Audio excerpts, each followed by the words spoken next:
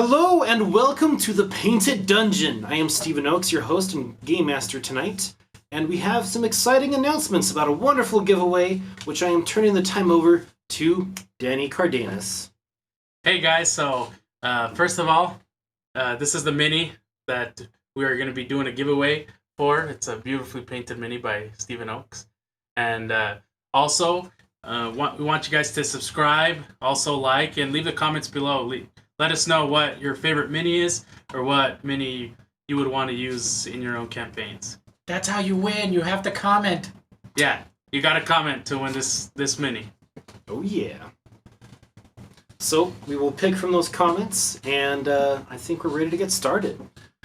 So last week, while Murad was away, we're actually going to probably not start with Murad, but we're going to get back to that. And welcome back, Dee. Alright, so we left off, the party had cleared out a hobgoblin fort that also had a couple of nasty pets and non-hobgoblin entities. Having left off in this position, the party is left to search for survivors that they were sent to rescue for the village of Tidetown, as well as retrieving the goods that were stolen. So why don't we go ahead and turn the time over to the party to decide what to do next. I'm pretty sure that the bodies were in that building that collapsed where where your dinosaur fell. Wait, no, not dinosaur. What's your mount called? Sobek. Sobek. Where Sobek fell. We could see if there's still any survivors.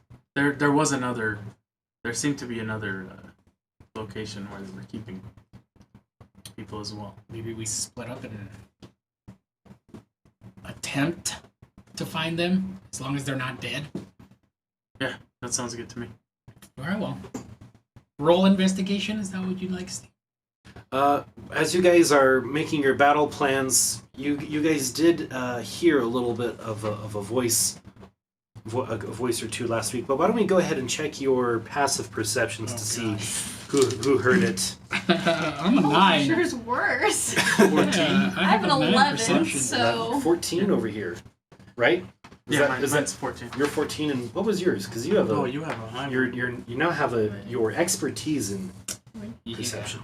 Yeah. So just No. add Just 10 one to to your your wisdom. perception, which is plus 6, so 16. 60. So with your 14 and 16, the two of you, who actually were close to what were a couple of wooden enclosures that had very little light and very little space to interact with, you guys did hear some people who were, some voices coming from inside of them, but they're a little bit quiet. And as you guys are making plans, they say, hey, we're in here. And so there are two of these cell structures that we saw from the map last week, where these voices are coming from. Okay. I'll let them know. Hey, it looks like there's people yelling out in these structures. Let's get them free and see if they're okay. Okay. One thing you'll be noticing as you're talking, you were figuring that out. I was stabbing the dead bodies of all of the hobgoblins and goblins on the floor. Just take their ears with the Give me sword. your soul. Might as well. We need them. Give me your soul. Give me your soul. And I'm also chopping off the right ears of all of these goblins and hobgoblins. Okay, that's going to take quite a bit of time. As you are doing I will this, do that while they escape people, or free the people. Okay. As you are going through and have just exited battle, you have felt a little bit of strength come through with any kills that you have made. And your sword has more of a glistening glow shimmer to it. It has it is a black blade that has green shimmers coming and going around it. And it is now a +1 magical weapon. Now, Nice. writes down some of the added features that come with your new magical sword that has had some magic restored to it. It now has +1 to your Eldritch Invocations known. Oh, jeez. That's sick. Heck yeah, brother. It also... It also has immunity to charm and fear. And you gain 1 hit point on each hit of living tissue. However, if you strike a undead or construct, it may have an adverse effect. Okay. So immunity to charm or fear, as well as You gain Plus one one. hit point per hit Yep. made with it. If they're alive. If they're... And kind of one of the other nice features you get is you get the ability to store a cantrip in it, the same way you store a cantrip in your Divine Lance. sweet. So it can be detonated on a hit with it. Okay. And party, you are going to these cells and releasing people. Yes. Okay. So as you let people out, you guys see people coming out. They're kind of a little bit spooked as they see these big monsters and creatures roaming the battlefield of dead goblins, goblin kind, and looking at all of you and seeing your purifier emblems on your armor that are just etched in. And they say, "You are with Tidetown, yes?" A very nervous sea elf responds. There is a few sea elves, a handful of humans, and a couple half elves. I'll say I think this would be better fit for you to speak with the other seals. I agree. I'm just busy stabbing folk. Dead people. Yes. You're not gonna purify us, are you? No, One of No, you them. Oh, you're just here to help. Okay. Mm-hmm. well, wonderful. Thank you. We actually had a bunch of goods that were in one of that building. And they point out the structure that the two massive black lions and the hobgoblin boss and his lieutenant bodyguards were making plans on the map for. And so you guys go in and search, and you guys do find a couple of chests with some goods, a lot of ore, it looks like, and you guys also find a bunch of berries and a little bit of hunted game, so some meat. And after you retrieve these goods, you guys are able to load them up onto the hand carts, and the people are helping you load up. And thank you, and you guys make your way back as the sun is beginning to set back towards Tidetown. I want to ask one of the individuals in that we're riding back with, why was the big fellow eating those blue people? The serfs? Oh, the serfs. Yes. We've heard rumors that these serfs don't come from our plane. They come from Gloombreach. And some of the hobgoblins believe that it empowers them. We think it just makes them a little bit high. And they like to eat the serfs. Are there any serfs left? The serfs kind of broke during the battle, the cage that they were in that was on his belt, and they've scattered everywhere, and they have run off and into the wilderness. I'll have to try that later. I'm thinking in my head. That's reassuring. Yeah, that's good. Why don't you guys go ahead and take the opportunity while you're going through things to see if there was anything stashed away or stored away that was special that you guys might want to see if you could loot it. Nope, not good. This is an investigation, yes? Mm-hmm. That is a 11. I got 12, so. Ooh, you bested me by one. Got 15. 15? Okay. You got 15 so. You guys find one more gauntlet of weapons, which we are using our Paranax Hoard of Magical Items, which you can find in the store, link in the description, and also the Bard's Fedora, which from Identify being cast by our Bard, you can present these to the group. You already have one gauntlet of weapons for one of your party members. It's gonna be a neck beard. Alright, well, yeah, we have a gauntlet of weapon and this fedora I think will be nicely on me. So what the Bard's Fedora does, it's not very good at end game because it sets all of your attribute scores to 19. So you in theory, have no weaknesses at anything. Your skill checks, everything is very well rounded, but that nice +5 modifier would just be a +4 while wearing it, is the drawback to it. But Okay. maybe if you draw from a variety of your attributes, it's a great way to go. So who would like the gauntlet of weapons? And the gauntlet of weapons lets you interchange between weapons without using a bonus action or anything. It just teleports from an ethereal pocket plane of existence right into your hand. So if you're someone who likes to I alternate kinda do that between myself. a long-ranged crossbow and a rapier, could be good for That could be beneficial rogue. for you or for you. You can also keep it in mind for Murad too. But I think he's- right now you guys don't have too many magical weapons, but in the future when you do, it'll be a nice. Yeah, nice Throm, thing I to think, have. He has one. currently has one. He does. However, I realized he also has the bracers of accuracy, and he can't wear both. So Yeah. one of those That's is going double to have to go glove, to man. It's like your someone fingers can't even move. This stuff would be crazy. If no one else wants it, I'm happy to take it. But Okay. Okay. I'll hand him over to you then. All right, you guys make your way as the sun has set and nightfall has come, and you guys ferry over with the gratitude of the survivors down to Tide Town. Now, where would you like to go next? We gotta find that the gnome that gave us the quest. He said he was in the other bar. What was that other bar called? This. So we're at the Sleepy Mermaid. It's the squid. Dancing Squid? Yes, some. I don't know if that's right, The but squid. The squid. I is it can't a recall. squid or an octopus? I thought it was a squid. Okay, so with that bit of information, the party begins to search for this other tavern. So why don't you guys make a survival check asking for directions? Should we Actually, roll with disadvantage?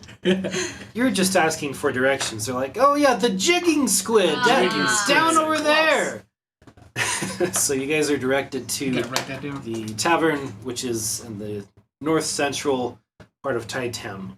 And you walk in. There's a bit of an odor. It kind of smells a little bit, and you see there's a lot of people in here for the night, and they're drinking and dining. You guys do look around the room, and you do see the gnome bounty master Pharaon with his red mutton chops, and he is sporting a small green hat on his head, and he is puffing on his pipe, sitting in a booster seat. And he is talking with a group of mostly men and a couple dwarves. Looks like another adventuring party, sporting armor and magical robes on a couple of them. And what would you like to do? We don't see.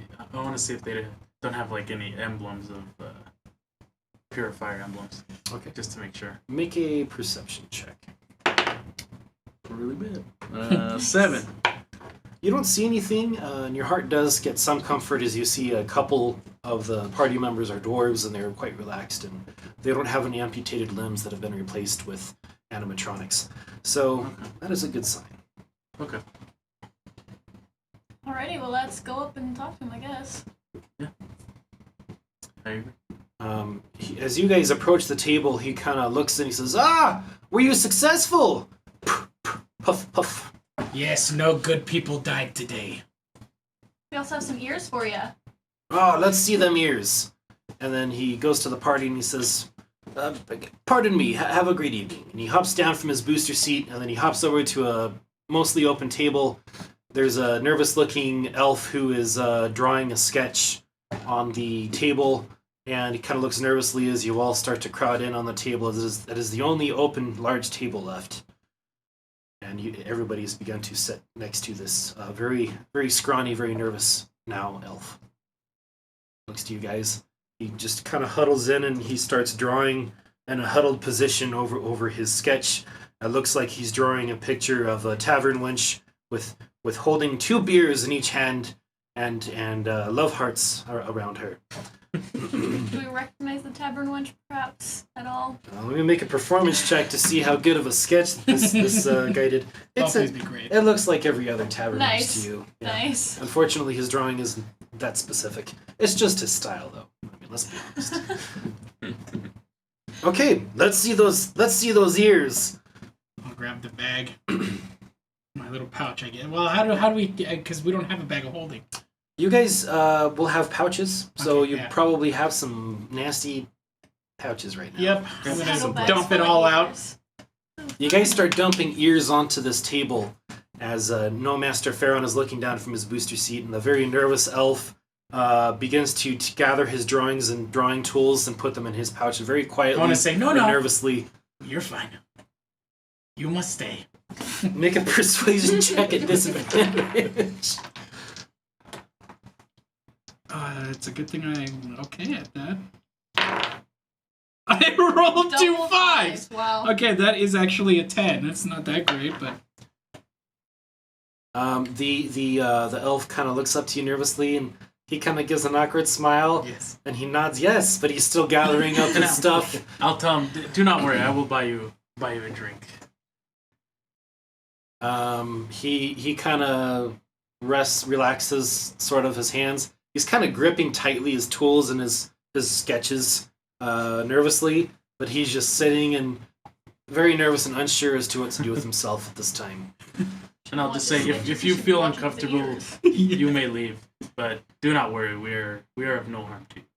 He turns around and bolts out of the tavern. I wanted to see his drawing. It was not good. I promise.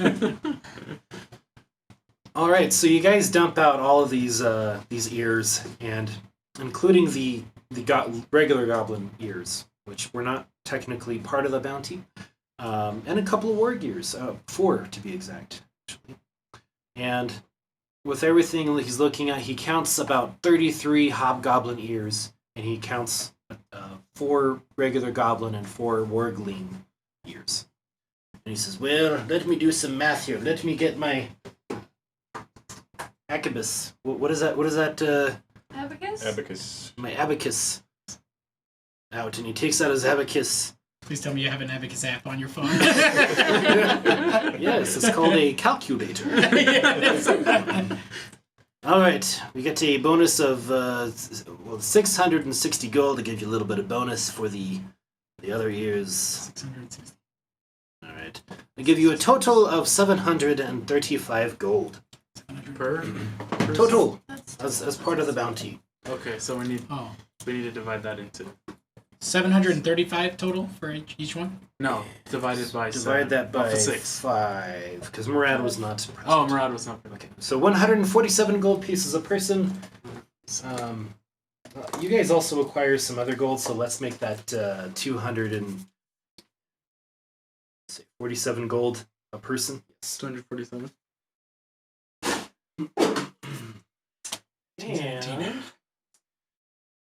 And we realize there is no music in this tavern, so we need some. I'll start playing something for us.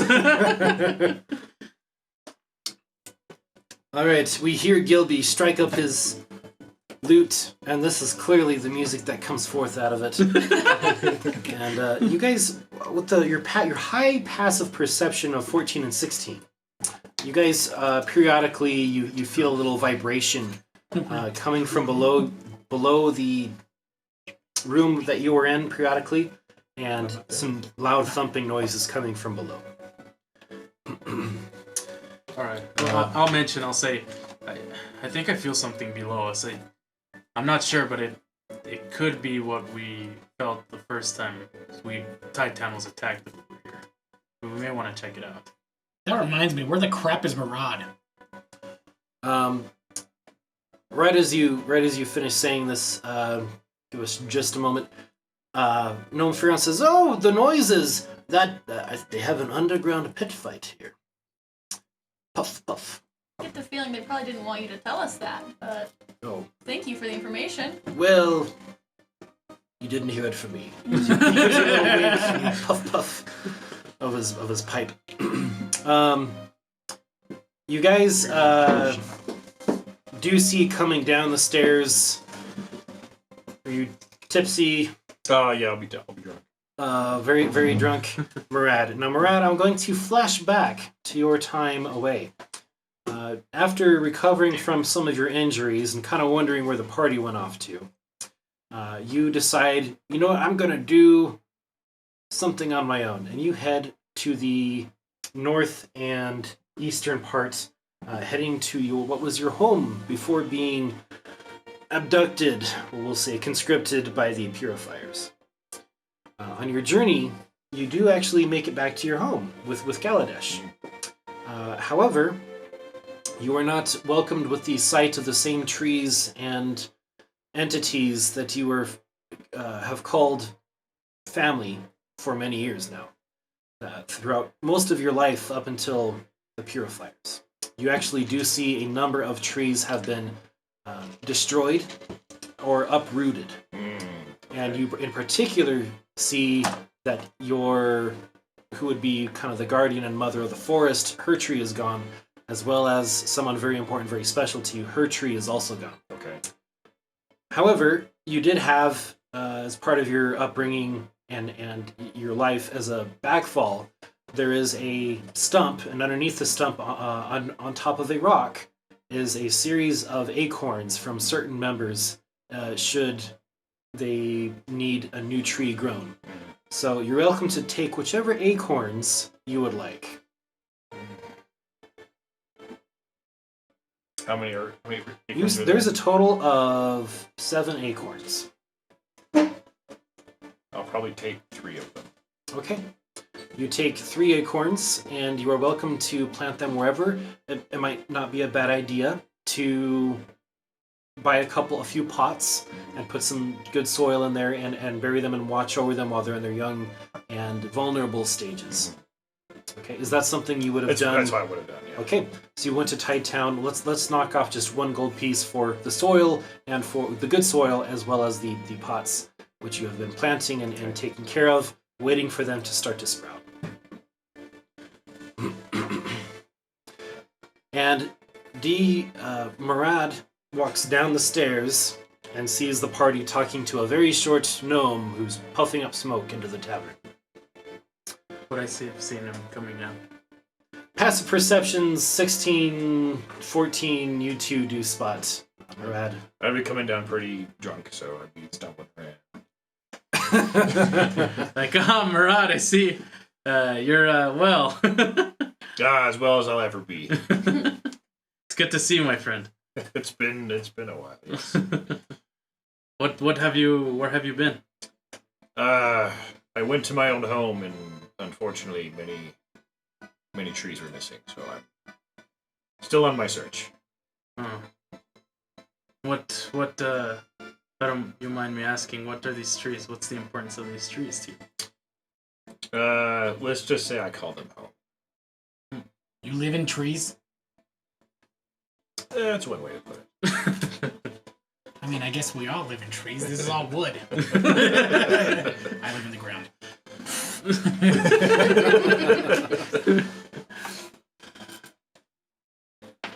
No, Master Farron says, well, would you be looking for more work? By chance, I have a friend in town from the Fishers Guild who I think might have interest in your party's talents. So you tell us about this battle thing, and now you want us to go do a different... I want the battle thing. Oh, well, if you're interested in the pit fights, there's some good sport maybe to be found, it sounds like, down there. You guys hear it again coming from below. Let's be realistic, my friend. You won't last long in this fight. We'll go see the fishermen. All to bring glory to the Black Razor. I'm sure there'll be plenty of fish for you to kill. Don't worry. Fish. I'll say I'm feeling pretty tired from that fight we had. I need some rest.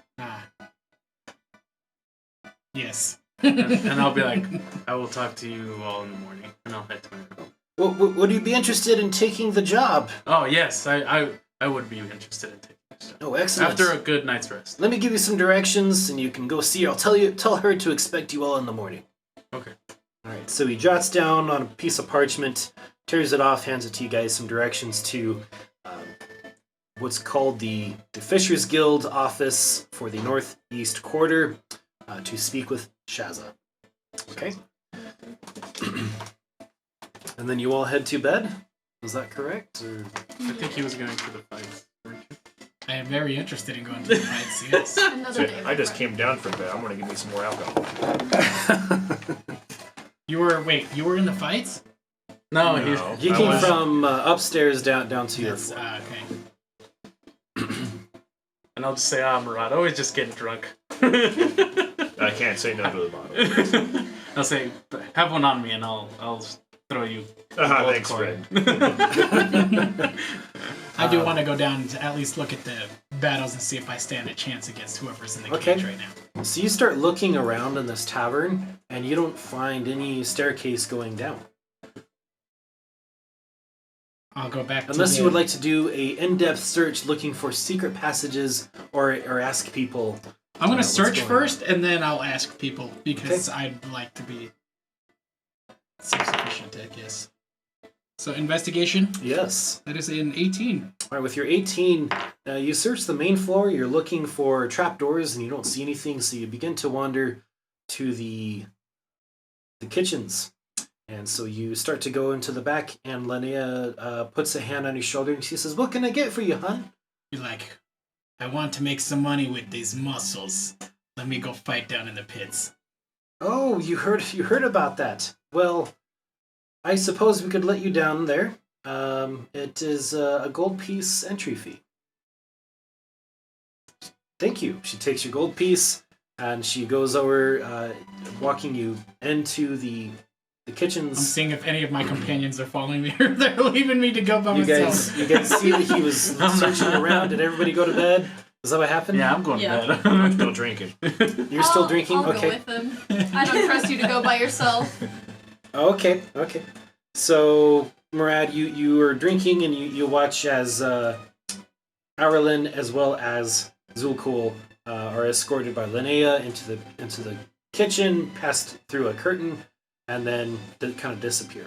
You two go. She pulls open a trap door, and you two walk down. It's very, very damp and humid in here, like a gym. It's stinky and smelly. You guys go in there, and there's a lot of barrels lining the walls, and it is lit with some lights of candles and some torches and a couple of fire sconces. And you see there are some pit fights going on, and there's several men and women who are watching fisticuffs as two people are in a fist fight presently. And what would you like to do from there? Well, this was your plan. What do you want? I'm looking at. So there's one fist fight going on right now. There's one fist fight happening, yes, and Okay. everybody's watching. Some very nervous onlookers and some excited onlookers. I'm gonna walk up to the excited ones and I'm gonna ask him, "Is this a fight to the death?" No, of course not. This is just knockout. Very well. I'll sit back and I'll watch for a second as this is happening. Okay, you guys I want to see who see the winner is. there's a couple of humans who are fighting, and you see like a lineup of is waiting to maybe to fight. Some they don't seem to have cuts and bruises on them right now, but their shirts are off. You see a very broad dwarf. You see a muscular half orc and a human who has some dark copper skin and some very big muscles, and his head is shaved, and he's got a crazy tattoo with some writing. It looks like on his covering his eye. I want to fight him. No, I want to also see who's in charge, because I want to find out how much you make on these fights. Okay, you guys do see a well-dressed human, and he is taking some money and making some notes as to. Looks like he's taking some bets, Okay. and he's right after a few moments. You guys see the tussle between the two humans, and one of them gets choked out, and then you guys hear a ding as someone hammers a bell, and the passed out human is kind of escorted off of the floor, and a hand is held up and says, "Yes, Jeer! Jeer has won! Jeer! Jeer! Jeer!" And people are cheering for Jeer.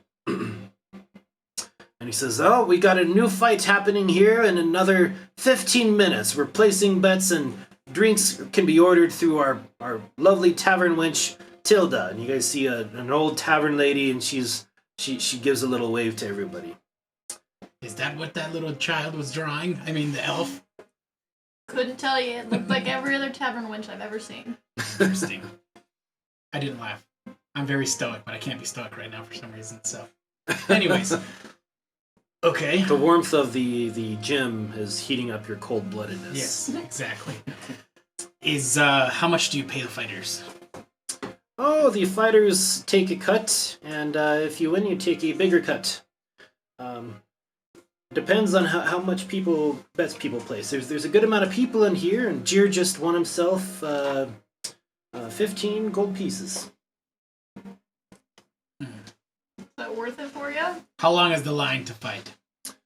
Well, you don't have to wait too long. We have another fight happening here in a moment between Gald as well as the half-orc here, Brook. Tyson will face off with the winner, unless you two would like to enter, perhaps. I mean, you'd actually be the best one at this. That's why I'm really interested. So why you're going so hard on this? I cast Eldritch Fist.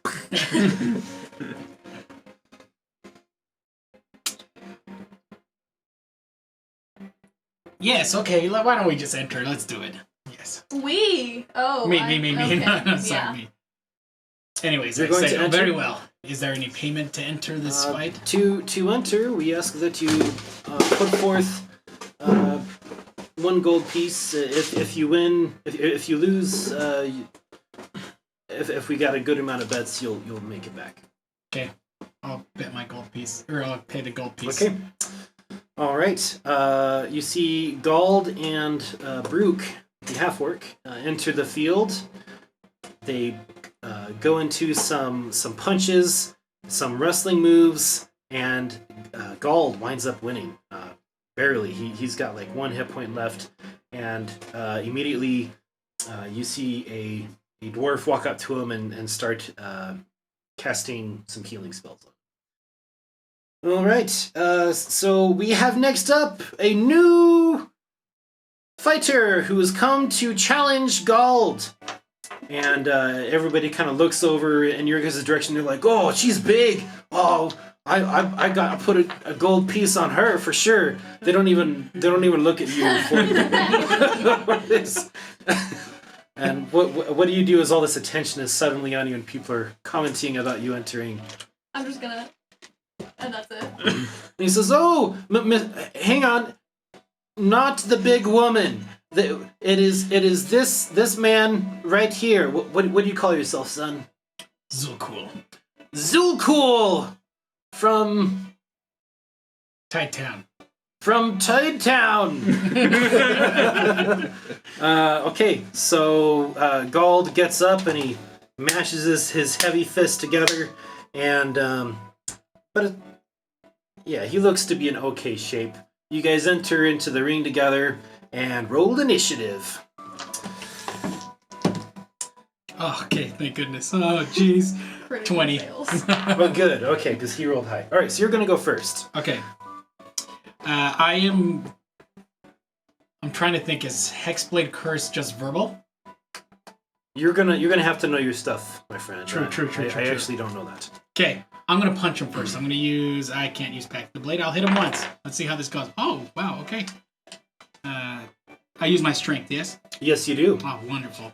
That's gonna be a 20 to hit, All right, you do hit him. and I hit him for 1 damage if I use my strength. Good. Yeah, you do. Nice. Oh, only whew. Okay, good chunk left to go. Now you can't wear your armor, so what's your dexterity? 3. He clobbers you for 3 points of damage. So you take your 3 points of damage, mark it on your sheet, and then you're welcome to hit him back. Yes, sir. We're gonna do. Why don't you roll 5 attacks and he roll 5 attacks because he has a lot of hit points and you have probably more hit points than he does. But Well, he's not at full health, so probably not. oh, that's a great bananas. I point. hit like almost every single time.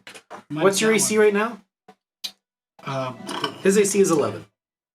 Let's see. Oh my gosh, why can't I think of that right now? Dexterity is 3. plus 3. Okay, so your 13 is your AC. He hits you one time One time? over the course of 5 hits as you are dodging his clumsy. He's still weary from his last fight, it seems. I deal 4 damage. You deal 4 damage, Sick. totally. Totally, because I hit 4 Oh, times. yeah. Killed it. Should we do that again? Now you get an attack of opportunity as well, so do one more attack. He kind of overswings way too far and stumbles forward, Okay, I hit him for 1 more point. and of you damage. elbow him in the face for 1 more point of damage. And he dealt 3 damage to you. Did I say that from before? Okay, and then we're gonna go ahead and do our next round of five attacks. A lot of people were very excited. They're like, kind of slow on this fight. Oh, shiz. That one hits. That I'm one just sitting in the hits. stands That one laughing hits. very, very I hit hard. 3 times for 3 damage. Okay, all right. That's a total of 9, and you're sitting and watching with the group. Are you place? You can place a bet if you want to place it. Okay. Do it. You might as well. After hearing a yawn from behind him, he says, "Ah!" and he clobbers you 3 times, dealing a total of 9 points of damage to you. Oh my gosh, I'm down. That was exactly all the points I had left because you I didn't collapse heal to the ground, knocked out, and I'm gonna go to the ring and pick him up. his hand is held up by the nicely dressed announcer MC, and you walk over and you pick up your friend who is being tended to, and Cure Wounds is cast on you, and you heal for 8 points of damage. Okay. All I right. should have healed. This is what I do when I. Gald is healed up again, and after a little bit of a break, he says, "We have Gald versus our champion, Tyson!" And then Tyson gets up and he punches his fists together, and then Gald gets up, he punches his fists together, and Tyson says, "I will meth you up, boy." Perfect. Gald says, "I will punch your kneecaps." And they go at it, and Tyson destroys him. So this that is the end. Tyson is still our reigning champion for this week. And Tyson raises his hand high up in the air. He doesn't look too hurt. And Gald is dragged off, and people start to collect money and go home. You gain back 1 gold piece for lasting as long as you did Wow. against I didn't Gald. lose anything. Yes. Good job. That. So that went well. Yes. I was gonna bet on myself, Probably shouldn't do but that. I was gonna have you bet on myself so I could take the dive, but that didn't work. I didn't have a lose the chance. money, yeah. I'm saying bet against me. Say that I'm gonna lose. Well, you did great It's a that money part. So ploy. now we just need to focus on the bet next. Yes. If you don't mind, I'm gonna go to bed now. You're welcome to stay here and bask in your glory as long as you'd like. Yes. As I pick up my teeth from the floor. All Yeah. right. Okay, so you guys go to bed as well? Yeah. All right. So you Well, all... I'm gonna go check on first Murad and see Yes. if he's even conscious or if he's Still drinking. still Are drinking. you... awake. Okay, why don't we have you make a wisdom saving throw to see how your judgment does? We're going to roll at a disadvantage because you've kind of been into... Oh shit! Well, I can't get much lower than that. Oh man, those are like Okay. polar opposites. Definitely a fail. Okay, I see that from over here. So you guys come up and Murad is like barely awake. He's got his hand on, his eyes are half open, droopy, hand on a big old pint, a couple of empty ones that are being taken from Linnea, and she's kind of patting your back. You barely know that she's there, and Linnea's like, would you like me to see about having someone help you to bed, Murad? And you're just like, I'll go up to him and say, we can take care of him, thank you. We'll get him somewhere safe. Okay, you guys take Murad to bed and tuck him in. Okay. You guys get a long rest, wake up in the morning, and Murad's the last one out of bed. Actually, I have a Yep. question before we wake up. Are they sharing a room? It's up Or to did you he guys. have his own room? It is a gold piece per room. I think we had a room. You guys had some credit here. It's probably about expired. We'll say this was your last free room stay. Was this last night? I'm gonna rummage through his belongings. Okay. I want to find out who he is because we don't know who their party is still. Okay, you rummage through his belongings while he is just out. Yes. Be hard out, that's for sure. So what does he find, Murad? You'll find a silver longsword, find a great axe.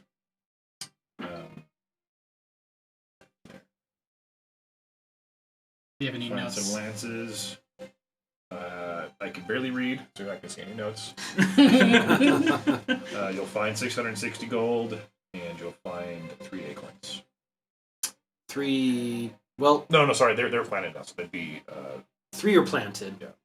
And you took 3. No, he just took 3. so see pots of dirt. Like, there's nothing about the purifiers here. I just don't want to get. I don't want them to be spies. I do not want to go back to that. I don't I need think to this get one will back be much home. of a spy, to be honest. But Just slap in the face. All right. You all awaken at varying times in the morning, recovering from your wounds or your booze, being knocked out, all of it. You awaken. There is a complimentary breakfast with your night's stay. It's an okay breakfast.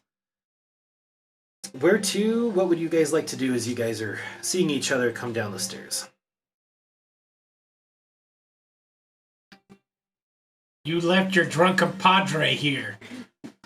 He's more than capable of taking care of himself. He does this all the time, so I'm not look at worried. you a little concerned. Yes? Is that what happens? I like a good alcohol, what can I say? Are you alcoholics too? I like my drink, but I do not. I do not drink as much as Murad does. Interesting. So, I want to know more about why you guys have left the purifiers. We're starting to work together on a daily basis now. I feel like it's good to know each other a little bit better before we go into combat, so I know whether or not to care if you die or not. I'll say, well, I mean, it looks like you don't care for really anybody, but I was like, I care for a few, Zeta being one. I'll say I care for my mount as well. But how about you tell your story and then we'll speak. Okay. We were purifiers. I think you already figured that part out. But I don't think any of us actually liked being purifiers. I guess I say that for myself, and as you can tell, I'm a snake person. I don't know if you know of my people, but we are called Yontis. I've heard, but I've never met one. You're the first I've met. Yes. They are. Let's just say I have the most emotion out of everyone and was exiled for the emotion that I have. And I'm not a very emotional person. I'm neither here nor there. Compared to you, at least. But, yes, I do wish to return home, though. And, Is your home far from here? far is a relative term. It all depends. I do not feel that it is far, but I also do not feel that it's a stone's throw away. So you are no longer. So you work no longer for purifiers. So you dislike the purifiers? If we were to run into purifiers, what would? Oh, I would kill them in a heartbeat with no question asked. Personally. How about I you? do believe that Erilyn may feel the same. I do not wish to speak for her. I would prefer you didn't either. I joined the purifiers as well. It's been a little while. I lived in the forests a little ways away from here, and I'm not particularly fond of the purifiers. I don't know that I'd kill them on sight unless they posed an immediate threat to us. I'm with you on that. They may be with purifiers. There may be some that don't want to be there, such as us. We also want to be part of the purifiers. That's why we're here. Right. But where are you from? Well, myself, I do not know where I was born. All I can remember is I was raised by a dwarf, well, from what I can remember. And then he was lost and I was picked up by the purifiers, and as you know, Dragonborn or my kind are people who are within the Praised. purifiers are praised. But since I was different skin than the others, as you can see, I'm golden. A lot of them were blue or other types. They would make fun of me, and I did not agree with many, if not all, the things that they did. So when I met up with these two, we decided to run away from the purifiers. I get your backstory. You're a drunk and you live in trees. Let's just say I'm from a forest way to the north. And I'm attempted to find my way back to the forest. I did find it, but it really no longer exists at this point. Was it cut down? Cut down and burned. Sorry for the loss of your home, my friend. That is not an easy thing. It will be... It'll regrow somewhere else.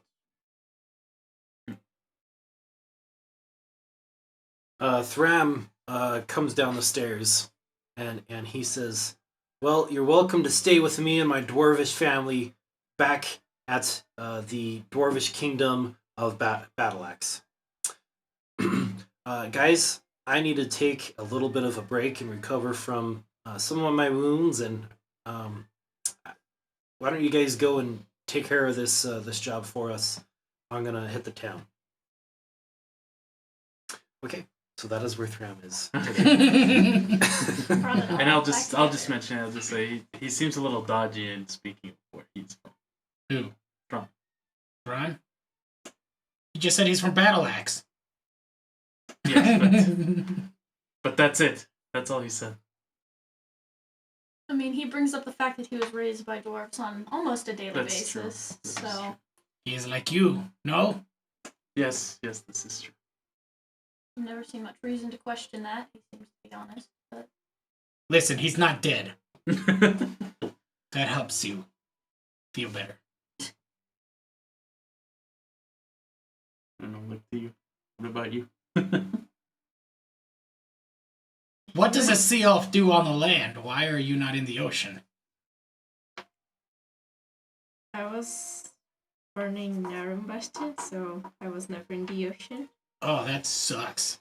Yeah, Well, how'd you get caught? Why did you end up there? I was a little helper in the kitchen. Yeah, that was my life. So you were a slave. Yeah, that's why I went revenge. Want to kill some giants? Oh yeah. I mean, interesting. I can understand revenge. how did you escape?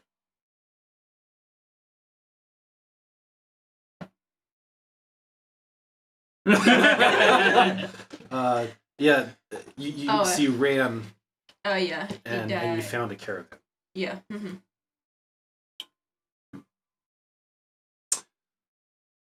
And the only human... Oh, wait, Thram is human, and you are also human. I am human, Mhm. yes. You're kind of human. Yeah, for like the most part, yeah. And we're definitely not human. Yeah, no. Yeah. Yeah, but as you can see, we are no longer aligned with the purifiers. So, the same way I hope you trust us, we'll try to trust you.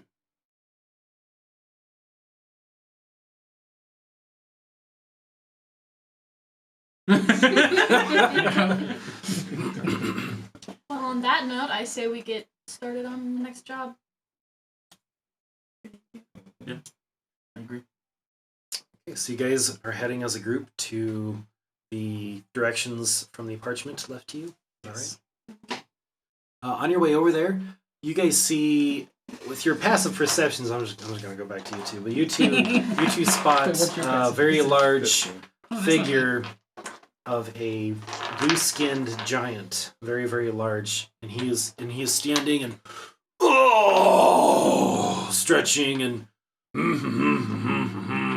and he is in front of a very large hut-like structure, and he's kind of humming a little bit of a tune to himself and saying good morning to passersby. So you guys can try to avoid him, or you can pass by and check it out.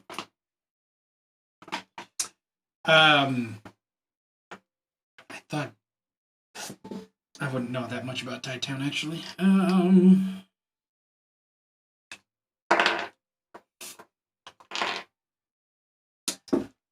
I mean, does he seem to be wearing any like recognizable armor or anything? He's wearing some furs. He has a bit more color on his apparel. He has some robes and a sash, and he has a walking stick that is propped up behind him. But otherwise, he doesn't have any visible war battle weapons. Like he's got like a skinning knife and things like that, but it's not like he's decked out for war or battle. And he has a temperament that is very calm and relaxed. I mean, I don't see any harm in him. I don't see the point to avoid him. I mean, you specifically have something you'd like to say to him. We can avoid him or whatever you want. No killing, okay? Probably best to avoid that. I don't think Town would like that much. He steps inside of his large hut, which looks like it was built for giant's size, and he steps back out and he's got a really large horn, and he starts.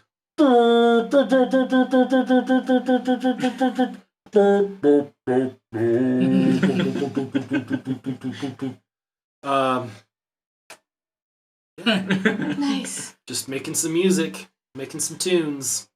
I'll say that's some great music there, Giant.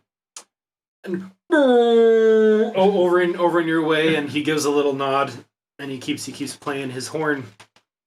Alrighty then.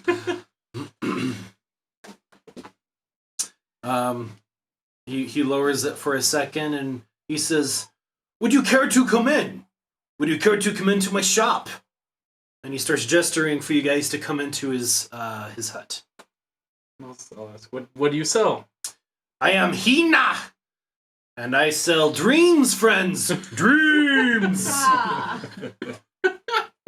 Come into my shop. Heard of drink Alrighty. Yeah, I'll but go not in. drink sellers. Sure. Gilby, you go in. Let's see what dreams you I'll have. go in. Right in. Okay, you guys No, I'm just No. on over.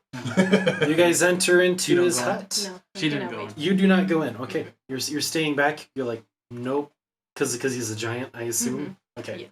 But the rest of you go inside, and you guys see there's a very large cauldron that is cooking over a large fire in the middle of this and of his hut, and kind of lighting up the area as well as cooking some food. It smells like he just started cooking something.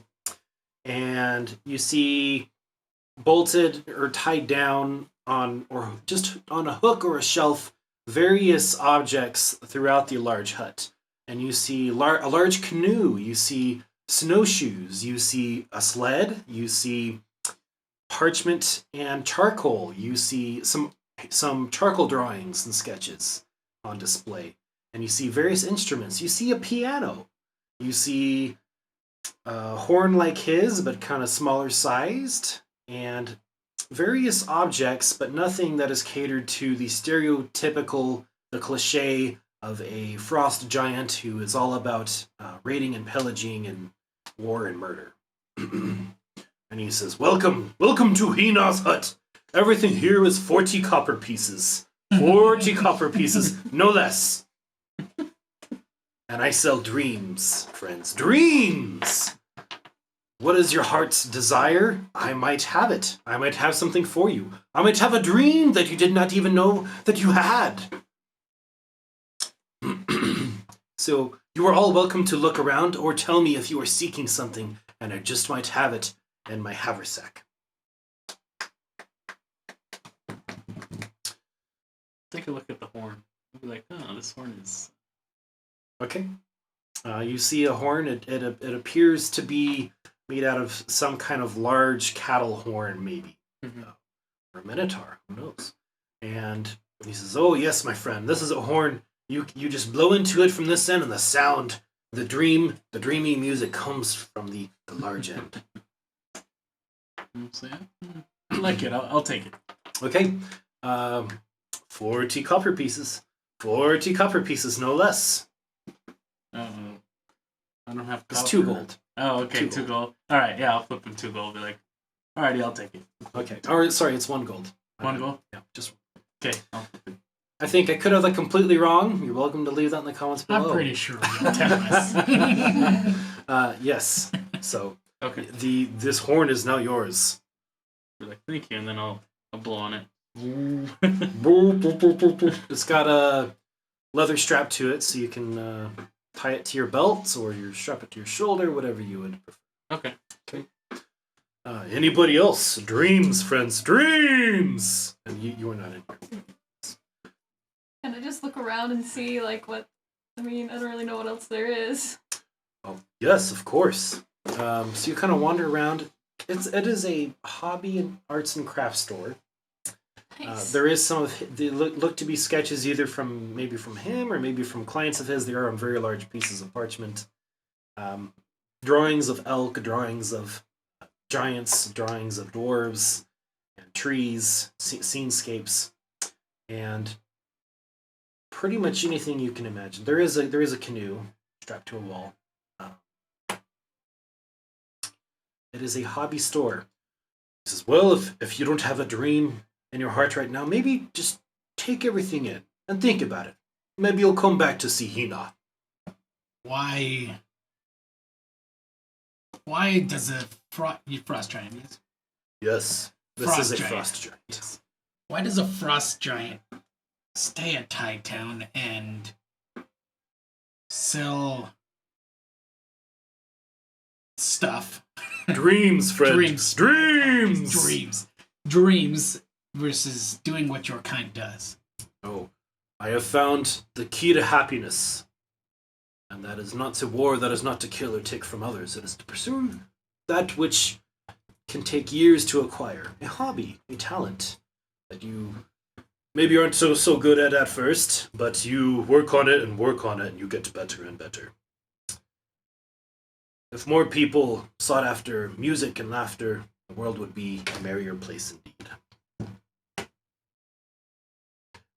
I never found happiness in my tribe, and now I travel. I travel to Tide Town, I travel to Iron Bastion, I travel to Axiopio and to Fort Crossing, and even my people in the mountains.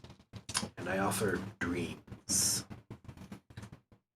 Do you This have fort, little bit of history, used to be part of the occupying force of frost giants. And now I use it to make people happy. It does a wonderful job. Thank you. He kind of walks over, and he's got a really big hammock that he pulls out, and he sits in it, and the whole building creaks really heavily, and he starts rocking back and forth as he's listening to you. you have a what is that type of knife? Carving knife. It's a carving knife, but they call it a whittling. With A whittling knife. Yes. Thank you. I have all kinds of knives, and he gets up and he digs into his bag and he pulls out a carving knife set. And he says, "This one is a little more than 40 copper pieces. 10 gold pieces would do." I'll give him the 10 gold. I'm not going to argue with him. "Oh, thank you. Most generous. Thank you." He takes it. And he hands you the set of carving knives. Sweet. Anything else for the rest of you? For you two? Is there like a guitar? I don't know if guitars exist, but like... I don't know what that is, but I think you're describing a lute. Yes, and he digs into his pouch and he pulls out a lute. He also has a more decorative and lavish lute that is like high up in the hut. How much for this? 40 gold pieces, or 40 copper pieces for the lute I just pulled out here, and 100 gold pieces for that fancy, nice one up there. I'll give him the gold and take the cheaper one. All right. He hands it to you. Dreams! Pursue your dreams, friend. Thank you. I will sure try. Hands you the loot. All right. Do you have anything that would be maybe an infinite water source? An infinite water source. You speak of magic. Yes. He strokes his beard. Oh, the magical arts continue to elude me, friend. I have no such thing. Anything for gardening? He goes over and he starts digging through, and he pulls out a hoe, he pulls out a rake, he pulls out a spade. Perfect. Not that kind of hoe, Annie. I was just giggling. That's all I was doing. People are dirty. I went to a Minecraft hub. Okay. I'll take the spade. Very good. For whatever it is for a gold piece. 40 copper. 40 copper I'll pieces. flip it over. All right. Okay, Seawall likes it. Heading over to meeting up with, of course, Nareda, who's waiting outside. Unless there's anything you wanted to do during that time. No. Okay. You waited patiently, and the group meets back up again, and you all head over, following the directions, to the Fisherman's Guild Northeast Quarter House office. And it is actually, you see a small house and an office that are adjacently connected to each other, and you see a sign on the front that says Northeast Quarter, Fisher's Guild. You walk in. Yep. You all enter, and you walk in and you see maps everywhere. You see maps that are mostly for islands or sections of ocean, and, and artwork depicting sea serpents and eels on the wall, and some fish. And you see a woman with black hair, and she's a pretty good-looking woman, and she long black hair that goes past her shoulders, and she says, "Welcome. Are you the purifiers I heard about?" What does that mean? That means you are purifiers here to make some coin. Yes. Oh, that's what it is, yes. Very good. And I hear that some of you have beasties that you command. Is that correct? We all do. Wonderful. I am Shaza. I am the guildmaster for the Northeast Quarter for the fishermen. Now, I don't know what all Farron told you, but this mission will require some diving and going underwater. I need a group to first agree to take on my mission before I give you the details. And I also need something else. Will you agree to my terms? Yes. I'll ask.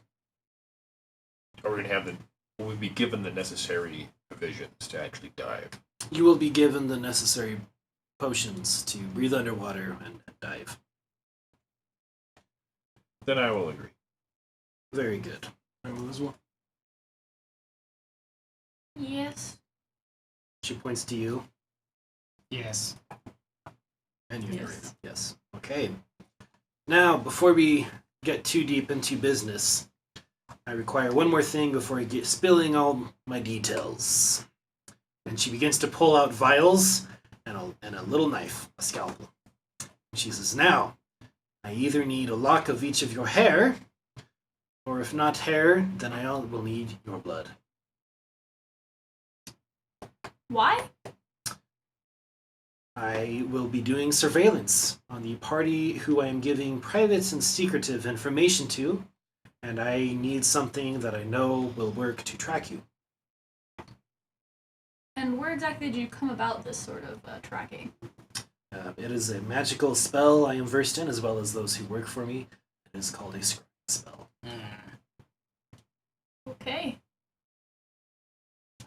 I don't know anything about that sort of thing. Would any of you guys? Nope. Nope. Mm-mm. I don't think so. I mean, I would have the arcane to... I do an arcana check on this. You may do an Arcana check. Just make sure yes. that's not. I don't know. Good. Yeah. Okay, so everyone offering up a lock of hair? Or does someone... I don't have hair. I don't have hair. You don't have hair, right? You don't I have have hair. a scale or something. Okay, I'll so just she has the scalpel and drains your blood. Yeah. You take, we'll say, 2 points of damage for the blood drain. Okay. The rest of you are donating a lock of hair. Yep. Okay. So she personally goes through and takes your hair or your blood. She stores them in vials and asks for each of your names, and she writes them on the vial. Okay, now I have some fishermen who work for me who are transporting some gold I came into and some other treasures. The ship that was carrying the cargo was ambushed by a remnant of the sea creatures who attacked us some days ago. Sawagan. And I need people to go and retrieve the gold. I will give you a cut of the gold equaling 15%. Make it 20%. And make a persuasion check. Ooh, 21. 21. And why should I make it 20%? Because we're doing all the work, the hard work to get the gold. Very well. I will give you 20%. And just between you and me, she's writing out a contract. I already planned on 20%, but I was told one of you was a haggler. It's not any of you, by the way. Oh, man. 50 gold pieces for a life-saving healing potion sure sounds expensive. So she's writing out the contract. She says, if you come upon magical treasure, you may keep that as spoils of adventuring. But all of the gold and gems that you find, you will put into this bag. And she puts out a bag of holding that all the gold and gems will go into. And that's, you can't put gold in your own pockets. Okay. Now, in order to find these creatures, you will have to board a ship. I have hired a ship who will also take a cut. And the ship, I will give you directions to, is going to be on the east side of Tide Town. Taking this ship out and the crew out, you are to go along with the lone survivor of this robbery that occurred. And you are to go and sail around the spot in hopes that you will be attacked yourself. If you are not attacked, then you are to just dive and search for these creatures in the area. As fortune would have it, it was near some rocks, so it is very easy to find these sea rocks that are going to jut out above the ocean. You will also scavenge the area around these rocks and look for any loose treasure, loose chests, and explore any caves or tunnels or networks that these entities may be hiding in, and likely will be. That should be the details. If you have any further questions, you can ask the captain of the ship. Any other important questions that you may have at this moment before I send you on your way? Do we need to pay the ferryman to carry our creatures? Or will our creatures fit on the boat? Creatures will actually fit on a boat. You will actually go in technically 2 boats, but one boat will be doing the work, and the other boat will be an extra. Very well. Will those scrying spells be destroyed after we return? I can destroy the contents, but if you are ever to work for me again, I will require the same contents from your person in the future. Alright. I do not trust easily. Same goes here, which is why I asked they be destroyed after. I agree. Very well. Very well. Get out of here. Alrighty. Well, Can I be like, you seem like somebody from my ancestry. In the way you act, I like this. Maybe. You may keep My blood. my blood. Thank you. She gives you a little wink. I'll be like, I don't know what that means. Just kidding. apparently she's into scales. Alright, everybody. Let's keep going. Okay. Party goes on their way. heading over to the east side of Town. I'm going to set up the map, so this is an excellent time for us to take a little break. Yes.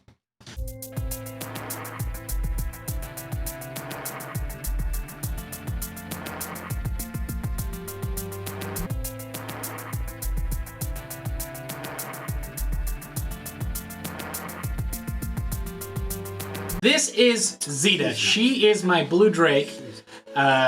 She currently is my best friend in this campaign because I have a hard time making friends because of my emotions, or I should say the lack thereof emotions. But Zeta is a mixture between a dragon and a bulldog. So she's very loyal to me. She obeys my commands. I have no problems keeping her restrained. She deals a lot of lightning damage as she's... I mean, I'm assuming that the blue dragons do something with lightning or something like that, right? There you go. Tell me if I'm wrong. Anyways, but fantastic mount. She has great movement speed. Probably the second most health, I assume. I'm pretty sure that one of the other mounts has more health than mine does. But she's also on the heavier side. But she's great. Fantastic. You're going to see her kicking butt in this next part of this. She's a chonkster. Oh, yeah. Burrow and highest AC. Yeah, she does. Burrow have really high AC. And highest DPS on a single target. DPS, yes. Damage. She's immune to lightning. Yes. So that is who Zeta is. Hello, thank you, Andres, and welcome back to the Painted Dungeon.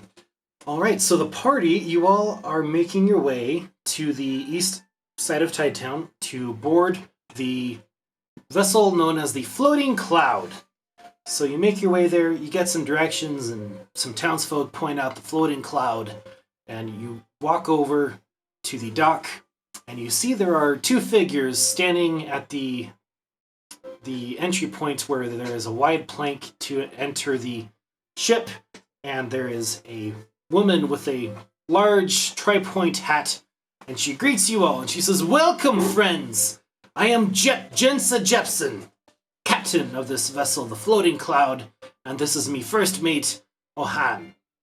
And Ohan says, "Greetings!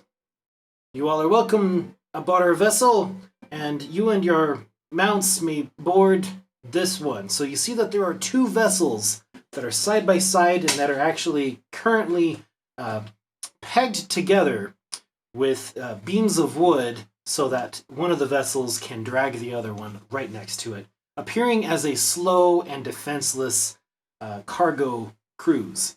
So, boarding the ship, you all have your own space. You can all wander on this very large vessel. It won't move on its own, but we will do the moving for you aboard our ship. Any questions?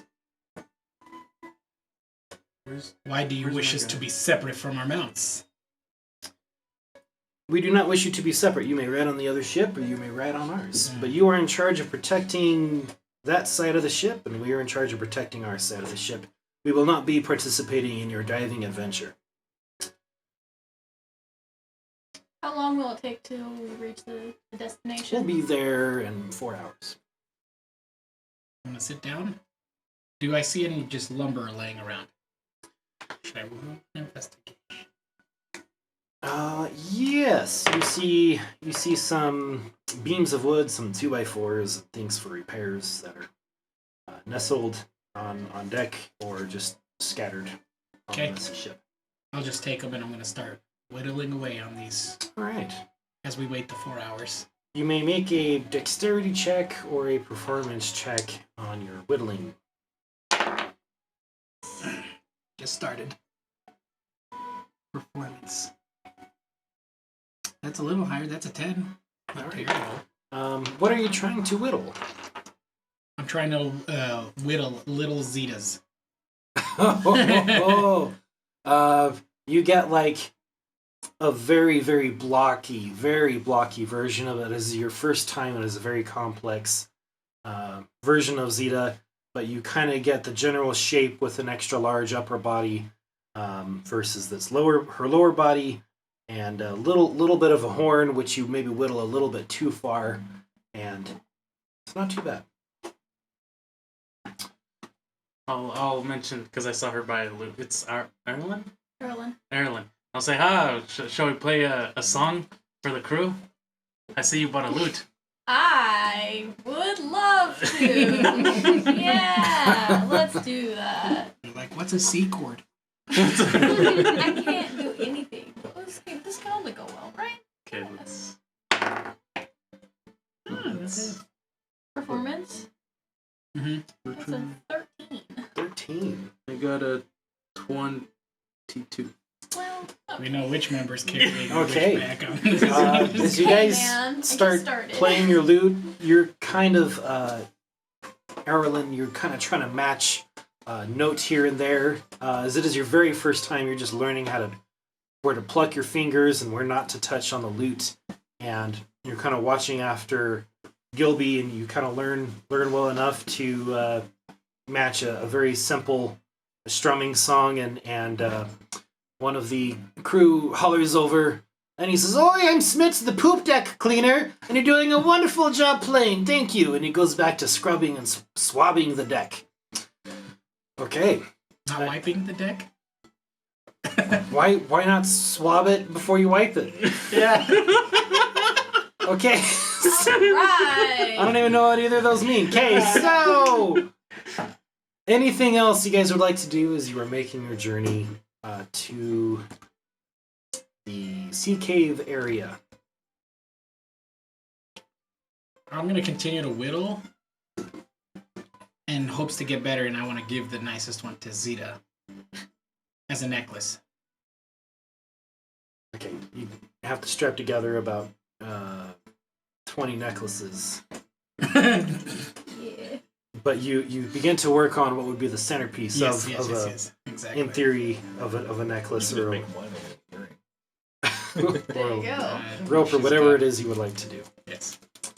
Okay, so you spend more time getting and working better at your crafts. Yes. Okay. Do we have our own quarters within the ship? There are some quarters on your side of the deck that you may use. Okay, I'm going to find some location where I can keep these pots safe and make sure they don't fall off as the boat rocks back and forth. Okay, very good. So you do just that. You find a shelf that looks like the shelves, the pots will not tip over in the event of boats rocking, and be good for the pots. All right. As you all journey and make your way to your destination, you exchange a few tales back and forth about your adventures and them and their experiences traversing and traveling the Red Sea. As you all start to see in the distance some rocks jutting up out of the waters, you hear an air ganassi who's in the crow's nest descend down using a levitation ability. And he says to the group, as some air, instead of hair, he has an air swirl that is moving some leaves around that just kind of stay in his hair, swirling around. And he says, we're approaching our destination. Remember, we want to be attacked, but counterattack immediately, and hopefully you guys can follow them to your plunders. Wish you the best. We will defend our ship and vessel. You will defend your ship and vessel. Okay, so would you guys like to decide where you would like to be in position while you are waiting to be attacked on your vessel? And I'm going to shimmy these around for the sake of a better camera angle when we engage in battle. If we engage in battle. All of that.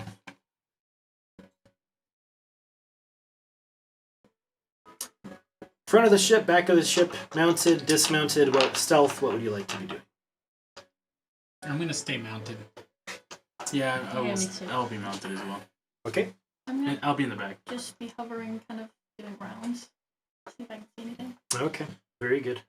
I'm going to be off the side of the ship screaming, "Here, fishy, fishy."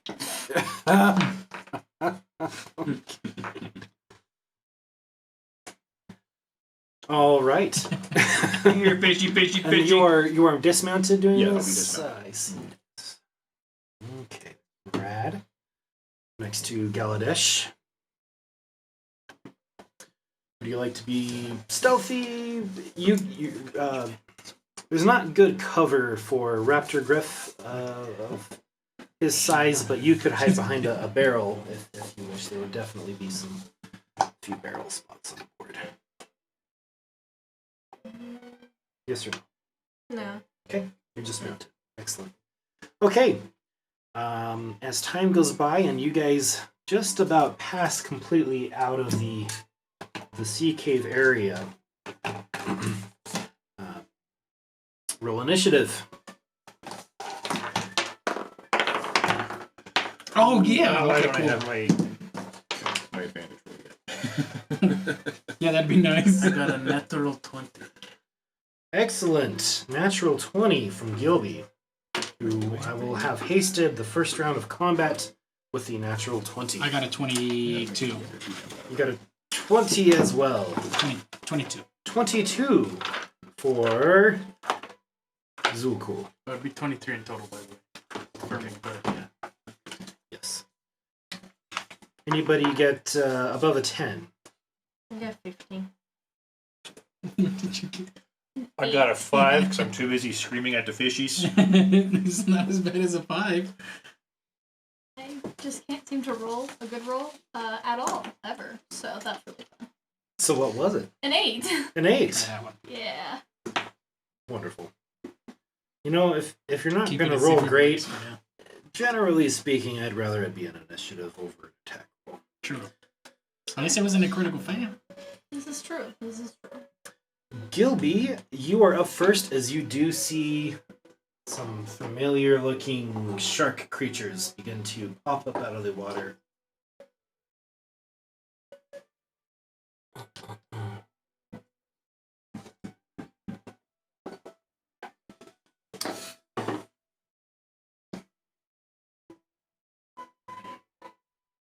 This is way too peaceful ambiance, I so agree. I'm going to change that.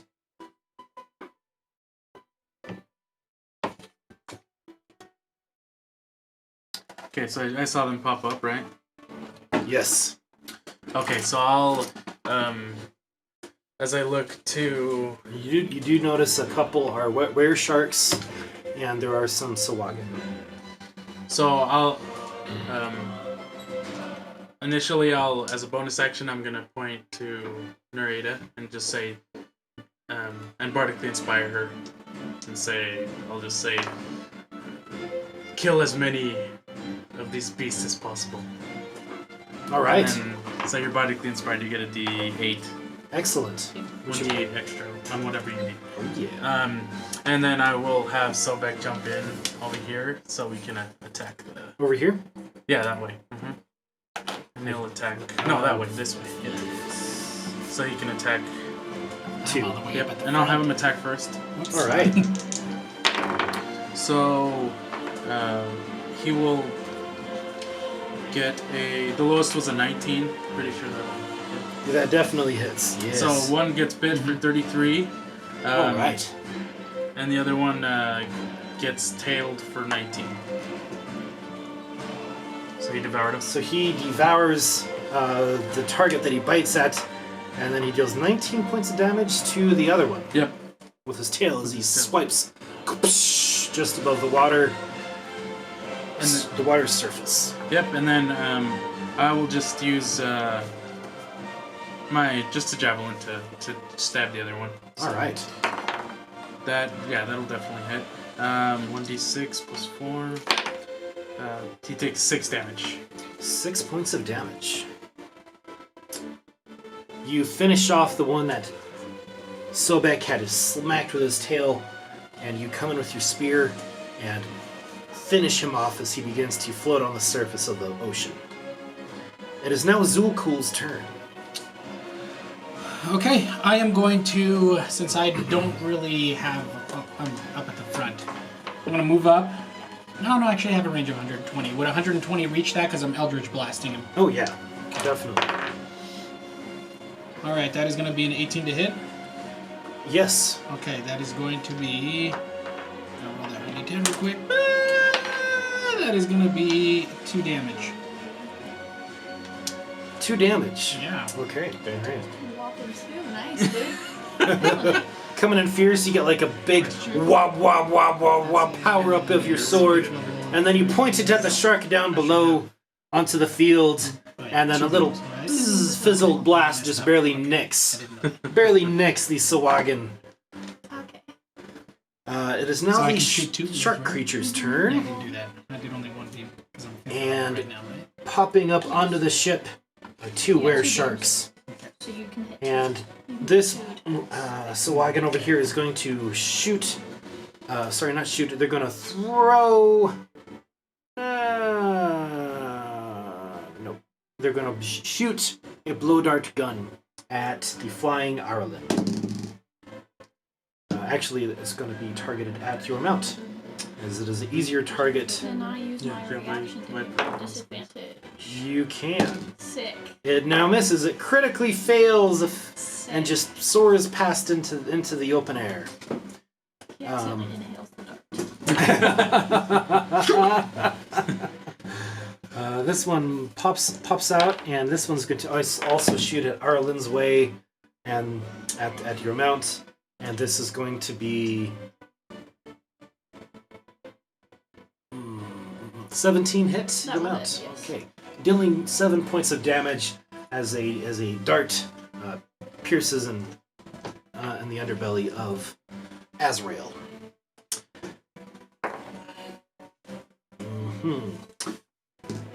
Then, under the surface of the ocean waters, a shark is attacking Sobek. A great white shark. That is going to be a 19 to hit Sobek Yes. for 32 points of damage. Oof. Oofs. Ouchies. That's rough, dude. It is now Nereida's turn. Okay, I'm gonna attack those guys over here. So I'm gonna go this way. And I'm attack when my lowest was 17. Yes, that hits. Okay, and he's gonna take 19 damage. Excellent.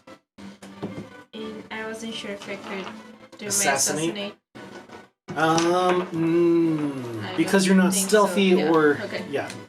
Okay, and Shadow Quill, he read as well, and he's gonna take 29 damage. Excellent. The other guy, yeah. 29 on the other one. All right. And that wereshark is looking very beat up as Shadow Quill comes in and bites with its beak and slashes with his claws, dealing 29 points of damage, and blood smears onto the clean deck floor. And Narita had stabbed into the other one, dealing nasty damage into his neck. It is now Erlen's turn. Okay, so can I use my bonus action first? Yes, you can. Okay, I'm going to use it to create a spiritual weapon right next to the shark. That's what we've been using. The shark is under the surface of the water. You do not actually see it. Oh. Do I see it? I'll with say you attack? see a little bit of a fin, but you wouldn't have a very good hit Okay. as it is underwater. But you can. It would just be disadvantaged. Then there's this guy right here. These guys? No, Or this that guy? guy. I'm gonna create it there.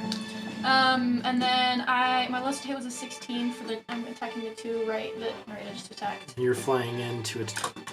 I'm gonna shoot first with a crossbow and then I'll fly in with. Okay, we can do that. Okay, so then I did 19 damage to 1, and then I'm gonna fly closer, and Azrael's gonna hit for another 26 damage to the other. To the other one. Yes. So 19 to 1, 26 to the other. All right. They both look badly hurt. One more than the other, as one has a big old arrow sticking out of them, and then the other one gets seared and punched in the face from a flaming hoof. It is now Murad's turn. Okay, I want to. How long is this ship? It is 5, 10, 15, 20, 25, 30. It is, you got about 70 feet from you all the way to this other opposite end. Okay. I'll jump on Galadesh Are you going to use your bonus action or half your movement? I will use half. I'll use my bonus action. Great. Mounting And then Galladish. I'll run down the galley. All right, so you're dashing because that's 50, Mm-hmm. and then okay, very good. Well, so Galladash moves at 50. Right. And when I get within 20 feet, I'll have him do a charge. Okay. We'll say you'll dash to get there, and then on your attack on your next turn, that'll be your charging ability. Okay. That'll work. And it is now Gilby's turn. How much was it that the shark did on Sobek? I'm sorry. The shark dealt 32 points of damage. 32. Okay. I just had forgotten. I apologize. Okay. So Sobek will attack. Sorry, I forgot to do that. Just the shark. I don't think there's anything else there. Right. So that's definitely a hit. 24 to hit. So he will take 33 damage, the shark, and they'll need to make a grapple save.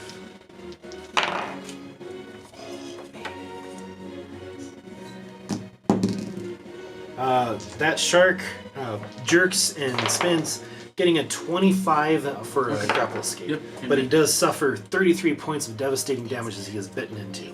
Yep, exactly. And then I will. Would I be able to use Dissonant Whisper on it? So Wisdom save. Are there stipulations to it? Is this... It's just psychic damage. Yeah, Basically. that should be fine. Okay. So I'll use Dissonant Whisper on it. So add a level 2 spell slot. So it needs to make a Wisdom save. Its wisdom save failed. Okay. Change the camera. So it'll take I 3 don't want to change your mouse above d6. Okay. So that's 7. Oh, nice. 7 plus 6 is 13. 13. It'll take 13 damage, and it says it uses its reaction to move away. I would just say it probably moves away, because it took psychic damage, and it'll kind of move away. And Okay, so he starts to swim away as he is mentally assaulted from your psychic damage. This is a verbal thing. Yes, because it's but it's in the mind. yeah, it's in the mind. Okay, we're not going to worry about it. Okay, I'll excellent. look it up. Zulkul, it is your turn. Yes, I did another Eldritch Blast. I'm level 5, so technically that's 2 beams. Yes, it is. So I'm shooting, and I have to... Is it 2 separate beams? Sorry, I wasn't... It's didn't say 2 it. beams. It just says 2 beams. I think you can separate them, but for now, let's say it's on one target. Okay, until I'm we just shooting the confirm one that. where the flying sword is. Yes. So I'm assuming it's a sword. And natural 20 and a 13. Ooh, very nice. Well, 13 plus whatever that is. So they both nat- hit then. the natural 20 unfortunately only goes to 4 because I rolled a 2. So 4 plus 8, that's 12 damage. Okay.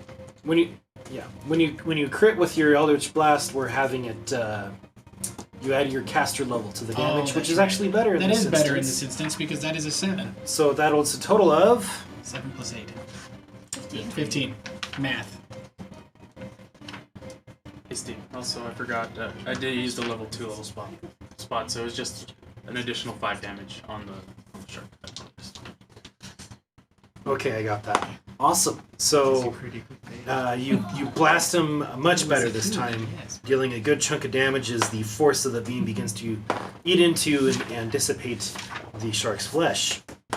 It is now the shark's turns. So now does this shark have to keep swimming away? No, it was just for its kind of like its reaction to move away but it can come back. He swims back in as you are the only available target to him, and the shark is going to attack. And this time he has advantage. Is Sobek injured?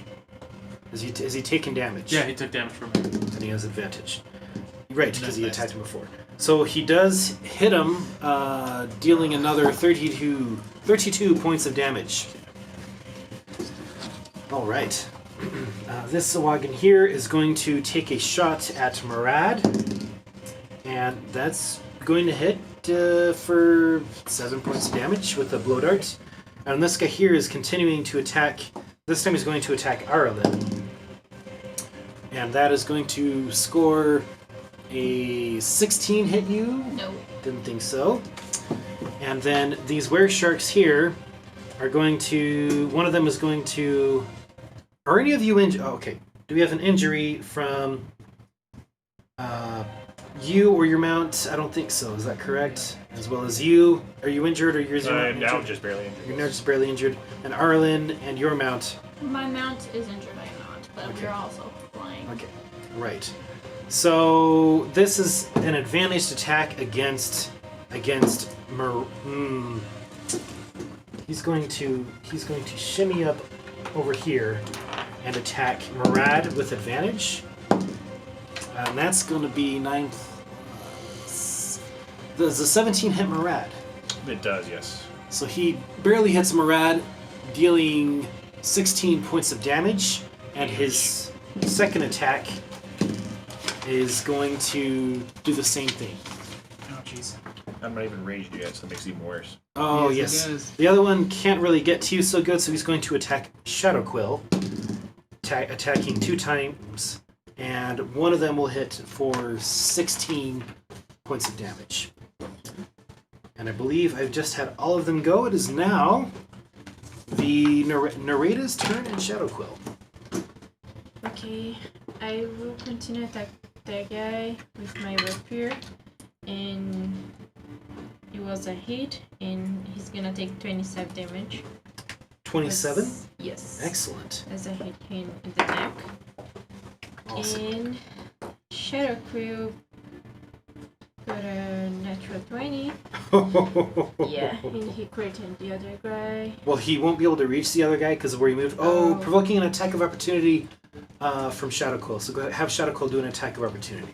Okay. Needing a 16 to hit. Okay, no, he misses. Okay, but then go ahead and do the regular attack against the one in front of you. Yes. Okay, he needs 60, you said? Mm-hmm. Okay, yeah. He got it, so 29 damage. Excellent. So, Shadow Quill comes in right after you stab it in the neck of the hammerhead were shark in front of you. He comes in and he pecks out into the eyeball and into the brain of this hammerhead shark, who falls dead on the deck. And as my bonus action, I'm gonna disengage and go underwater close to you. Okay, so you will come up and then dive and glide into, just barely making it to the shark. Okay. Excellent. Great move. It is now Erlen's turn, Okay, so and then Murad. I'm gonna just be attacking the one were shark that's still alive.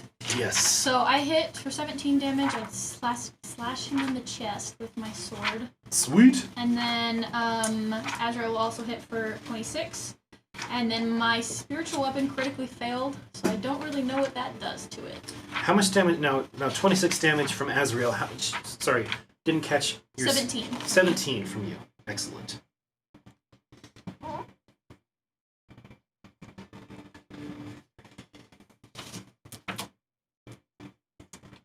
Okay, you finish off that were shark in front of you as he turns into ash from the fiery hooves into his were shark flesh, and then your spiritual weapon comes down and deals how much damage? It critically failed. I don't really know what that It means. gets an attack of opportunity against the spiritual weapon, Yeah. which does nothing. So then it is now Murad's turn, Okay. unless you want to move.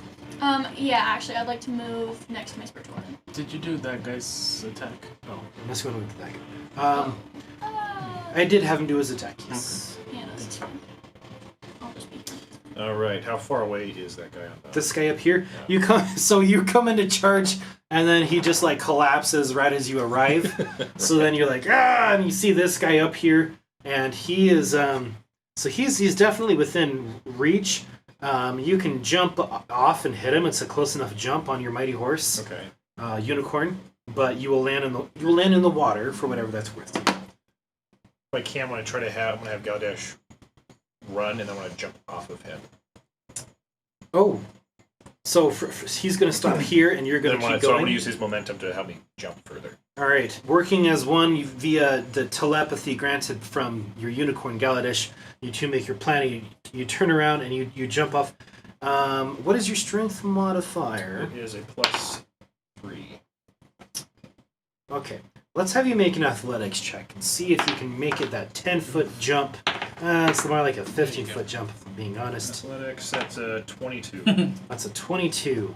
All right, you do make it. That as you're starting to fall down enough, your eye level with his kneecaps is you're within reach now, but you can definitely make your Okay, attack. so I'm going to use my bonus action to rage, and we will whack him twice. Excellent. I'm going to recklessly attack.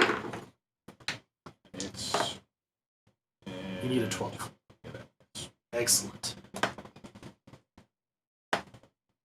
that's 10 damage and 18 total. Nice. Excellent. As you crack and whack with your axe, you hear and feel a vibration coming through your axe as you crack open one of his kneecaps as he is nearly dead. As you splash into the water, you kind of hit the rocks though.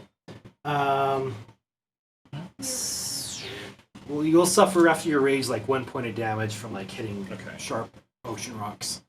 It is now. I can have Galladash to use his action to heal me for 11 points. You will have to. He has to touch you to heal you. Oh, that's right. But He did it before he jumped. he could have healed He you could- would've before before. it's still your turn. That's fine. It is now Gilby's turn. I didn't get Okay. the game. So, Sobek bit again the shark for an additional 33 damage. Okay, let me check that real quick. Okay, he bites into the nose area of the great white, and then the great white flinches and spasms, and then there's a crunch vibration in his jaws as he breaks his skull, and the shark just floats off into the waters. Okay, sweet. And then I was just gonna use vicious mockery on that other guy. So he'll need to make a wisdom saving throw. All right, he gets a 15.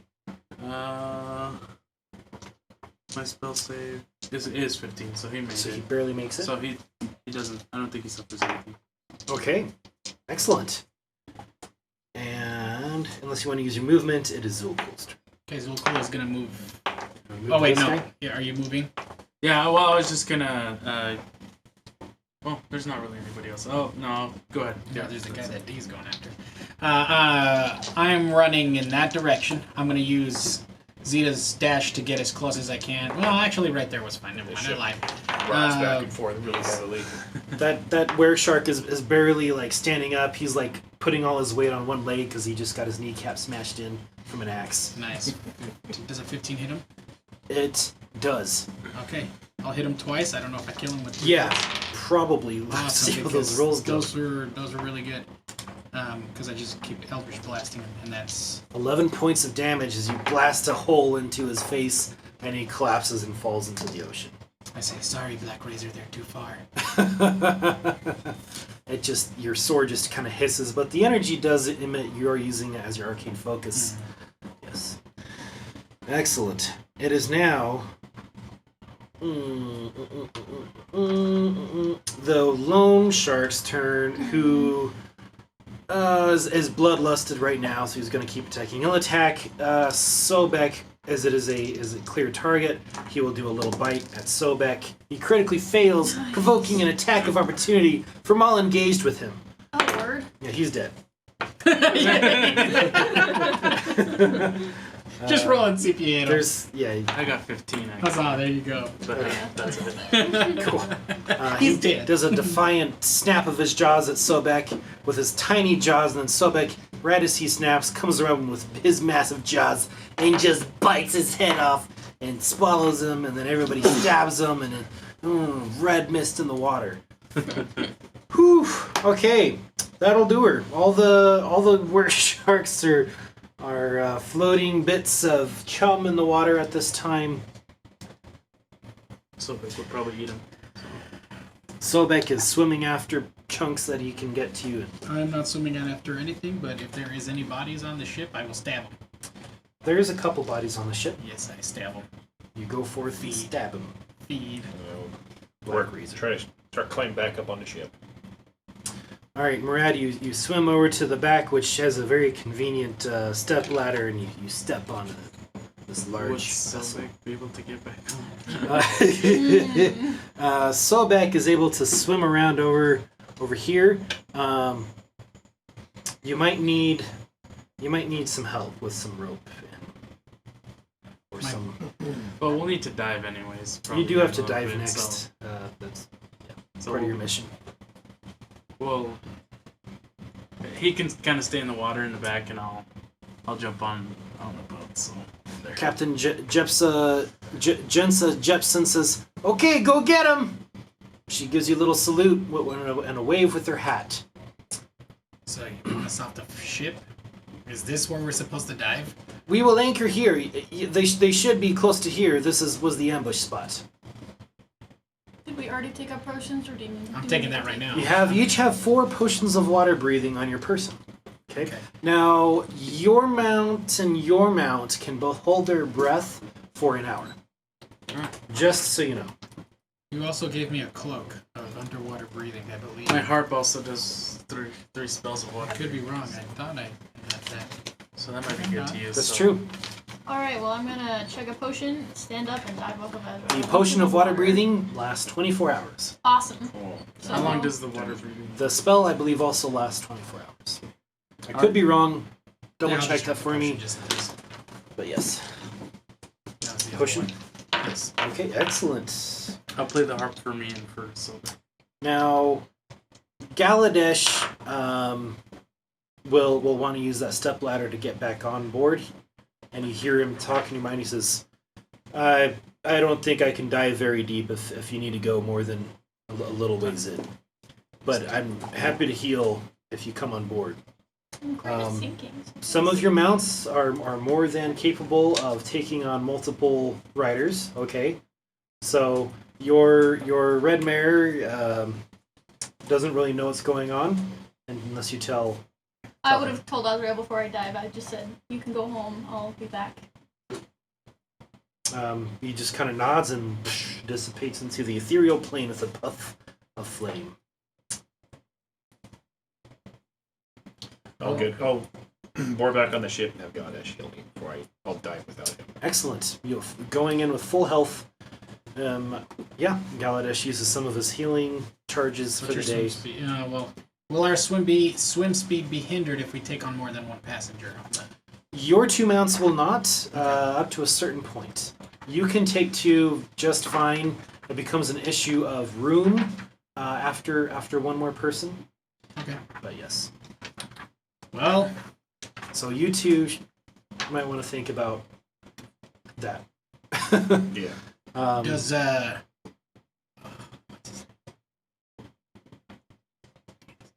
Gilby. Gilby, would you be willing to take one of these 2? I can take Murad. Very well. Okay. Great. All right. So you 2 are on Sobek, and you 2 are on Zeta. Mhm. Yes. And Okay. by the way, I healed. Just 'cause I don't know what your I'm just speed using one of the cure swimming wounds is. of the It's Probably really- have. Of the loot. loot on Sobek. So I think I've called it loot Five. and a harp. 5 And I speed apologize. faster. Let's fi- just they're keep 5 that feet, a harp I guess. so you have variety in your instruments. okay. So it's a 1d8 plus my Cure wounds, yeah, spellcaster. plus your charisma in your case. So 2 plus 4, so 6. He gets an additional 6 health back. Ooh, yeah. All right. And with your loot, you have normal swim speed should you need to dismount, and you have normal swim speed because you are a sea elf. Now, you have not done much swimming, but it is a very natural thing for someone of your race. So as you go underwater aboard Shadow Quill, it is a very pleasing feeling. You kind of feel a little euphoric as this is something that seems like it's part of your something you should enjoy, like feeling a cool breeze on a summer's day. It feels very, very nice and soothing to you. And you notice that your skin produces some sort of slime so that you can swim and move quickly through the water as well. And you have some webbed fingers and webbed toes that come into play. Okay. Witch. Says he with Eldritch Bolts. I know. Eldritch Blast. That's so Awesome. true. One of these days, I want to make a spider warlock class. Surprise, surprise. Anyway, okay, so yes, you all go into the water, and remember, you do have some hindrances out with certain weapons. So if you have a javelin or some sort of piercing weapon, a lot of those will work fine underwater, but most other weapons will have disadvantage. Okay? So is anybody kind of changing what gear they have or what they're using underwater? Or are they keeping things the same? Black razors technically. You're fine. A rapier stays the same because you just stab with it. Okay? So your rapier's fine. Cool. So that means I'll be fine, too. moving to my lances. You'll be fine too. Excellent. I'll be using a Lances, yeah. Yeah, Javelin? my javelin.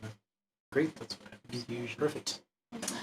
We are starting off with the party. You guys see, maybe before you dive in, you know that there are actually, as you're swimming around the ocean surface, there are some cave holes on the trio of, what is a subterranean mountain range, we'll call it, if you wish to explore those before you go delving deeper into the waters. Yes. Investigation. Okay, I'm just going to have you start and go clockwise. Not bad. 15. Okay, you got a 15. Anybody else want to help investigate? Yeah, This I is a got very 11. small cave you guys see, and it looks like there's a little bit of a pool of water. I need an investigation of 18 to find anything Yeah, further. Without even additional, I already got 18. Excellent.